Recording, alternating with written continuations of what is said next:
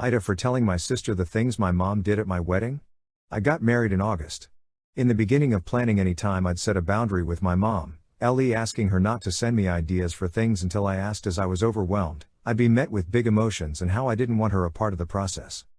With the help of my therapist we found a common ground. Morning of was low-key until she went to give me her first gift, a rose. The rose itself I loved, but the monologue that came with it was intense. It started off fine, talking about how excited she was when I was born and see me grow into who I am today. Then it shifted into how she was thankful I pulled her out of the dark time when my stepdad died, and she really emphasized how she wouldn't be here if I hadn't. For context on that, he helped raise me since I was 2, I was newly 18 when he died. I'm the one who found him and she used me as her emotional support rock. It's been a touchy topic ever since. Looking back now I can see how her speech to me was coming from a place of love to a degree, but in the moment it upset me. But I didn't want to make a scene, so I nodded along and made excuses to head back to my room for hair and makeup.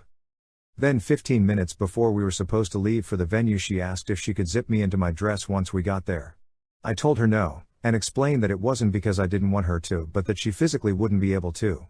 My dress was extremely tight, my seamstress hardly could get me in it at one of my last fittings. There was no way my mom was going to be able to do it as her muscle strength was poor due to health issues.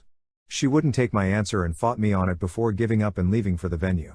This one I do wish I had just let her try, but I was anxious about the wedding and making sure we had everything before going to the venue. Regardless, we got to the venue and I was talking to my sister and Sil about everything, just voicing my frustration, so I wasn't carrying it with me the rest of the day. 11:51 p.m.